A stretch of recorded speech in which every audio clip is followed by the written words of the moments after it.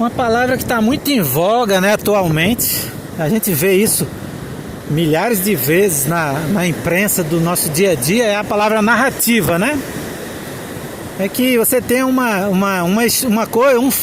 conjunto de fatos ali que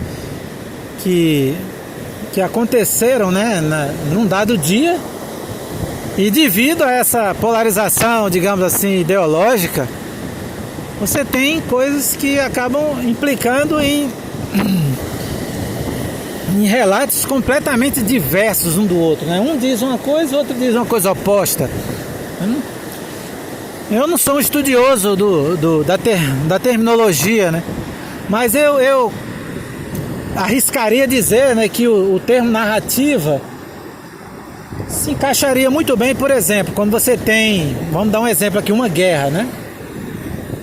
E aquela guerra ali você tem N fatores que causaram, N fatores que fizeram ela se desenrolar e que fizeram ela terminar e que fizeram ela acontecer, a duração.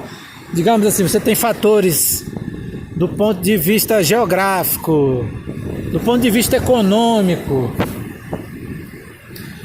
do ponto de vista de uma ideologia, de disputa de ideologias, ou por aspectos religiosos. Então, às vezes, você tem um caldeirão aí que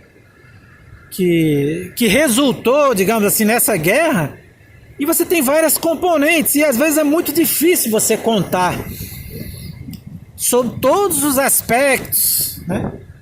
O que realmente causou aquela guerra ali. Então, como você tem uma coisa extremamente complexa e ampla e múltipla, e às vezes um estudioso, ele é, digamos assim, especialista na questão religiosa, outro é especialista na questão econômica, então ele vai narrar aquela guerra de acordo com aquela especialidade dele. Então ele vai contar a guerra sob o ponto de vista econômico, outro vai contar a guerra sob o ponto de vista, sei lá, de ideologia. Então, nesse caso, se alguém tiver interessado em realmente na guerra, então ele vai ler todos os autores sobre todos os pontos de vista, e aí ele vai tirar a conclusão dele. Então a gente poderia dizer aí que cada estudioso que escreveu esse livro escreveu uma narrativa econômica, uma narrativa nacionalista, etc, né?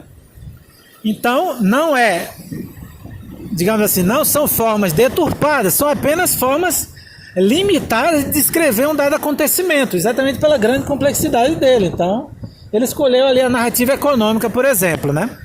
Agora, hoje em dia, quando a gente vê essas coisas de narrativa, não tem nada a ver com isso, né? Na verdade, você acaba... essa palavra narrativa hoje é muito mais sinônimo de sem vergonhice, de cara de pau, né? Ou de mentira, né? Você acaba excluindo um monte de fatos, né, referentes a um dado acontecimento, para adequar uma história à sua visão sacana ali, que você quer relatar aquilo. Então você quer mostrar que um cara é bonzinho, então você esconde todos os crimes dele, e aí diz, não, ele é legal porque aqui tem uma foto mostrando que ele estava beijando a testa da filha dele, né, sendo que escondeu ali um monte de coisa que ele fez, né? Então isso não é narrativa, isso na verdade é uma verdadeira cara de pau, sem vergonhice, né? Que o pessoal está chamando de narrativa. Tá? Então eu queria deixar claro essa diferença em relação ao que eu acho que narrativa deveria ser e ao que o termo narrativa tem sido usado atualmente.